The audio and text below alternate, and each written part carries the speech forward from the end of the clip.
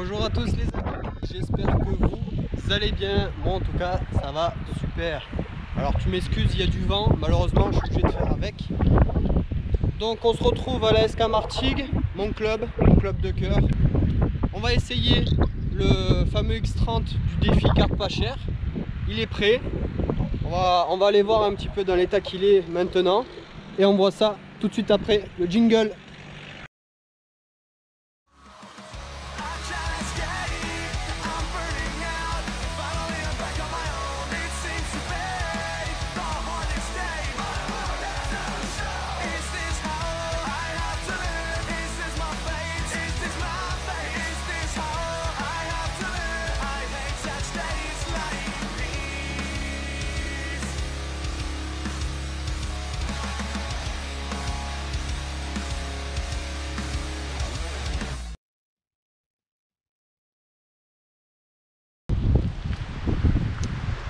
Le voici, le voilà, prêt à faire ses premiers essais. Donc déjà, il a franchement meilleure mine. C'est beaucoup mieux que ce que c'était. Bon, ça c'est provisoire parce que j'ai pas le petit ressort d'ici, donc j'ai mis ça par sécurité pour être sûr que l'accélérateur revienne bien. Donc comme tu peux le voir, l'arbre c'est celui qu'il y avait déjà. J'ai juste avec un petit peu d'huile de coude, de papier à poncer et du D40. Voilà. Pareil pour le pot. Remise en état total. Coup de papier à poncer, bonbon de température, et un coup de papier à poncer sur la cartouche. J'ai changé la laine de roche parce qu'elle était un peu vieille. Et puis voilà. Nickel. Tout nettoyé, etc. etc. Voilà. C'est beaucoup plus propre que ce que c'était.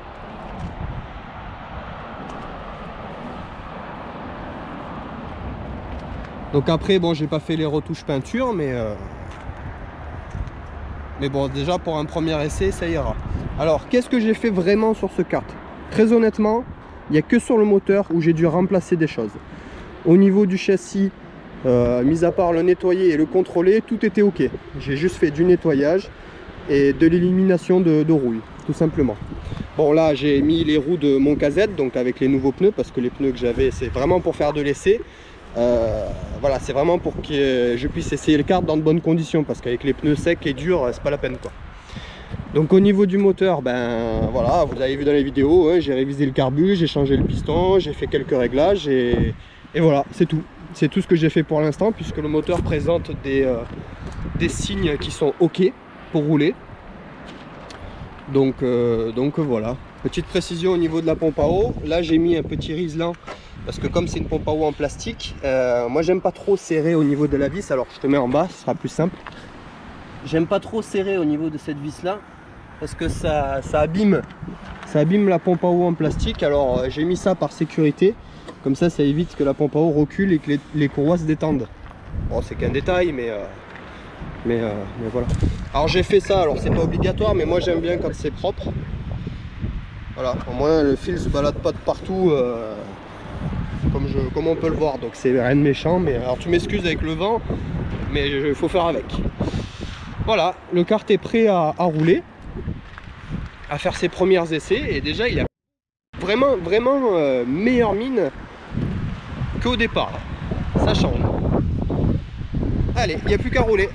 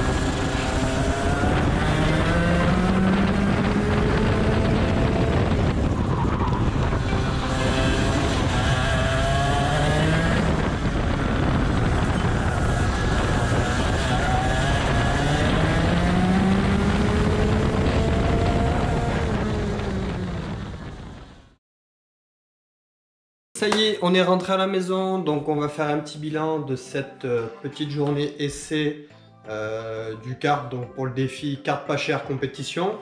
Alors franchement, tout s'est bien passé, le kart marche pas mal. Alors j'aurais pu affiner certains réglages, par exemple la transmission qui était vraiment trop longue. Pour ceux qui connaissent Martigues, j'étais en 11,80, donc je vous laisse un peu imaginer. Voilà, il n'y a qu'à regarder le chrono que je fais qui est vraiment pas mal pour ceux qui l'auraient remarqué, qui connaissent Martigues. Et je vous laisse regarder aussi le régime maxi que j'ai pu prendre. Donc vous voyez pour un X30, voilà, il y a de quoi faire encore mieux. Donc voilà, pour cette journée, c'était vraiment un roulage essai. De toute façon, la couronne en 80, c'était la plus grosse que j'avais.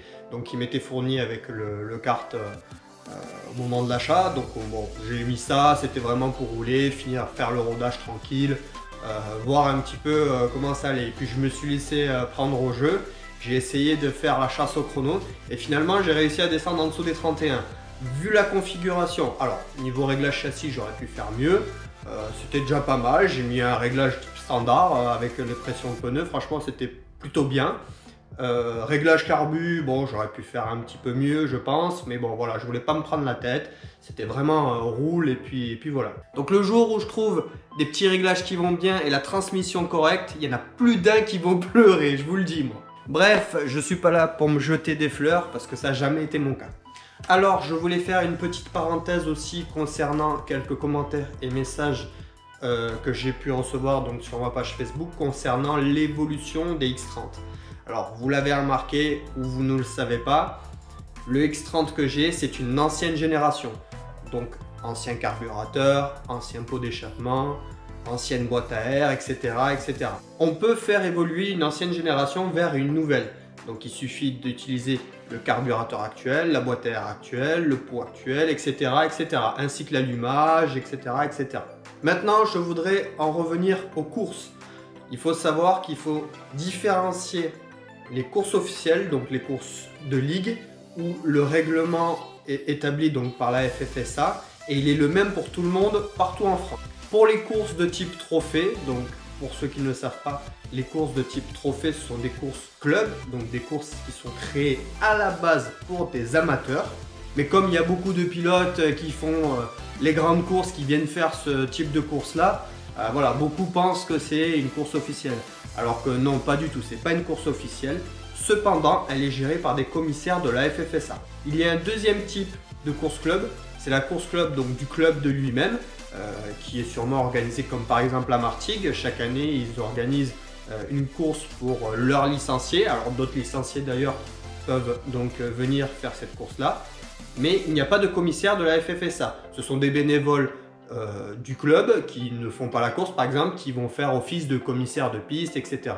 Voilà. Donc il faut bien différencier les deux types de courses club et les courses officielles. Donc tout ça pour dire que je me suis renseigné donc auprès de mon président, monsieur Rizzo Louis, que je connais très bien. Malgré que je savais, j'ai quand même cherché un petit peu à en savoir un peu plus. Alors, donc concernant l'ancienne génération de X30, je lui ai posé la question. Je lui ai dit, écoute Louis, est-ce que si je viens donc avec mon vieux X30 que j'ai actuellement, par exemple, lui il reçoit donc une course chaque année qui s'appelle le Trophée du Sud-Est, donc c'est un ensemble de courses club qui forme un trophée à la fin de l'année. Il m'a dit, il n'y a pas de souci, moi je t'accepte, étant donné qu'il n'y a pas de catégorie open en région PACA, je te classe directement avec les X30. Je dis ok, c'est super. Par contre, j'ai pas mis le piston Yamé. Comme en course officielle, c'est obligatoire en cas de contrôle. Voilà, est-ce que ça pose problème? Il m'a dit pas du tout, parce que ça reste une course d'amateur.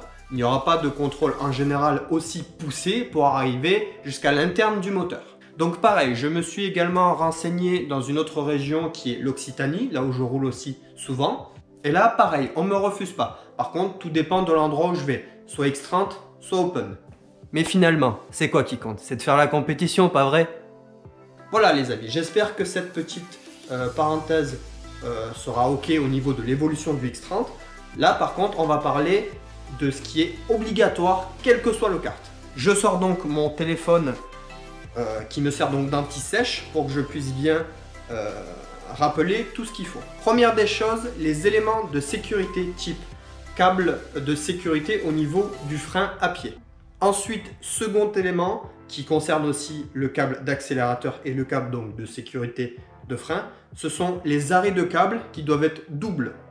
Ensuite, nous avons la fixation de pare-choc qui doit pouvoir se déboîter. Ça doit être pour tous les karts, pour les grands. Ensuite, les réservoirs de trop-plein. Alors ça, il faut que ce soit pour tous les karts, que ce soit pour le réservoir d'essence, pour le moteur ou pour le radiateur. Ensuite, les pneumatiques. Il faut respecter les pneus admis à la catégorie à laquelle vous voulez rouler. Et puis, bien évidemment, ça c'est le plus dur à faire pour ceux qui aiment un peu la bibine. Quand on se laisse aller, malheureusement, on est obligé d'enlever les plombs qu'on a mis sur le kart parce que niveau poids, on n'est plus bon. Bref, voilà, je pense avoir fait le tour plus ou moins de ce qu'on doit respecter quel que soit le kart. Donc, ça reste quand même du bon sens. Quel que soit le kart, il faut que le kart soit en bon état, qu'il ne présente pas des trucs qui se baladent à droite à gauche, etc., etc. Voilà les amis, cette vidéo arrive à son terme, donc j'espère qu'elle vous aura plu. Donc moi, je pense faire la course de Grabel le 5 avril. Je ne garantis rien du tout, mais on va dire qu'il y a 70% de chances que je la fasse. Donc moi, en attendant, je vais finir de mettre en conformité le kart. Donc j'ai acheté les petites fixations de pare-choc qui se décrochent, quelques bricoles comme le ressort de rappel du carburateur. Voilà, ces petites choses-là. Et puis on fera un point ensemble le samedi, si je pense que je vais faire la course, de ce que j'ai fini d'installer pour pouvoir faire la course. Et dans une autre vidéo, on parlera du tarif total que ça m'a coûté entre le kart, la course, etc. On va faire une vidéo budget. Je sais qu'il y en a certains qui l'attendent depuis un moment, mais voilà, je ne peux pas tout faire, donc voilà. Mais on va la faire, comme ça au moins, ce sera clair pour tout le monde. Voilà les amis, allez, je vous dis à très bientôt, bye bye!